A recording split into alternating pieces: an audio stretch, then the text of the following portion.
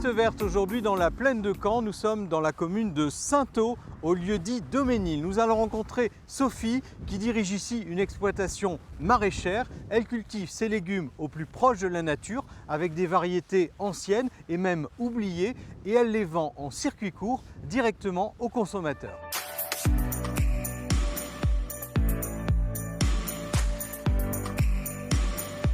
Bonjour Sophie. Bonjour Laurent. Merci de nous recevoir. Ça s'appelle les bons légumes de Sophie. Oui. Voilà, comme ça annonce la couleur. Exactement. Sur une exploitation que tu as depuis combien de temps? Moi j'ai repris il y a 3 ans. C'est une exploitation familiale que du coup j'ai remaniée à ma façon. Je me suis orientée sur une culture bien spécifique qui est l'asperge verte. Et puis surtout sur des légumes de couleur, des légumes racines, puisque mon papa faisait du légume racine avant. Et tout ça, ça se passe dans le champ qui est juste là-bas au bord de la route. Voilà. Et ben on va aller voir ça. On y va? On y va. Il y a combien d'hectares ici? Alors ici, il y a 5 hectares de maraîchage en plein champ. Et là, on est sur la parcelle où on mélange les asperges vertes et les artichauts.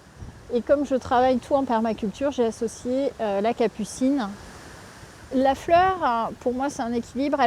La capucine va capter le puceron. Parce que manger un artichaut avec plein de petits pucerons à l'intérieur, on n'aime pas vraiment ça, même si on va passer sur une cuisine très protéine. C'est vrai que là, non. Et il y a aussi un intérêt à ramener une pollinisation.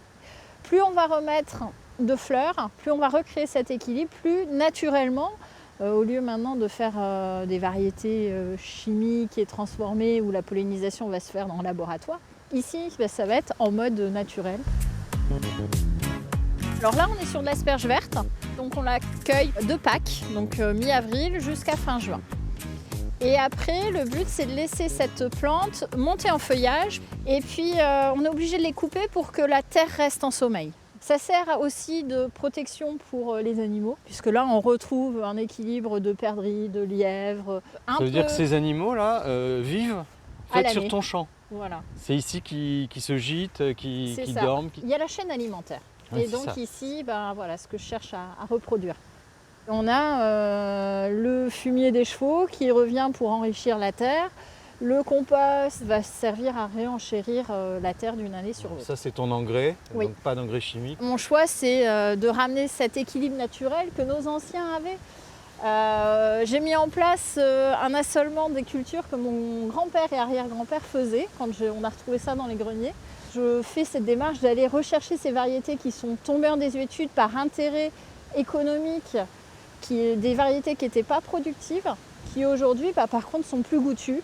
Elles sont plus résistantes, elles n'ont pas besoin de traitement, puisque comme elles sont locales, elles vont être adaptées à notre climat, à cette terre, à ce vent. Et... Elles se plaisent dans ce champ. Voilà, c'est ça.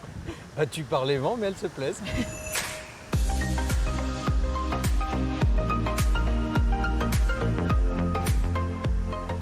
Ah, ça se mange comme ça? Ah, mais moi, tous mes légumes, ils sont goûtés crus dans le champ.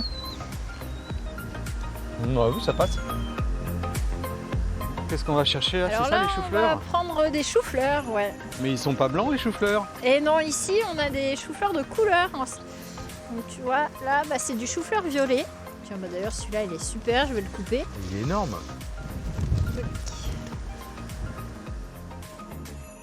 Sophie, nous sommes dans le hangar. C'est ici que commence la distribution, la commercialisation de tes légumes. À qui tu vends tous ces légumes? Alors tous ces légumes, ils partent donc en circuit court, c'est-à-dire directement aux particuliers ou alors aux professionnels de la restauration, quelques épiceries fines. Donc tout ça, c'est des circuits courts. Oui. Là, tu parlais des particuliers. Tu es en train de préparer des paniers, c'est ça? Sur ces paniers-là, c'est une clientèle qui est désireuse de légumes qui vont être tordus, légumes déclassés aussi. Du coup, c'est pour ça qu'à petit prix, on a des paniers qui sont conséquents.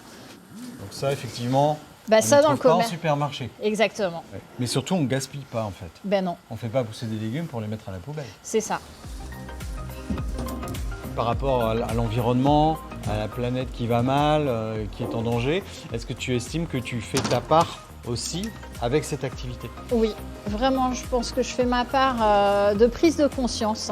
Je vois les évolutions, les attaques de maladies, je vois le changement de climat, je vois les légumes qui sont différents, qui souffrent différemment. Donc je suis en première ligne et si je ne le transmets pas, personne ne pourra prendre conscience. La terre, elle sait nous donner quand on la respecte et quand on sait l'écouter. Parce qu'elle ne parle pas, mais au moins elle ne dit pas de mensonges.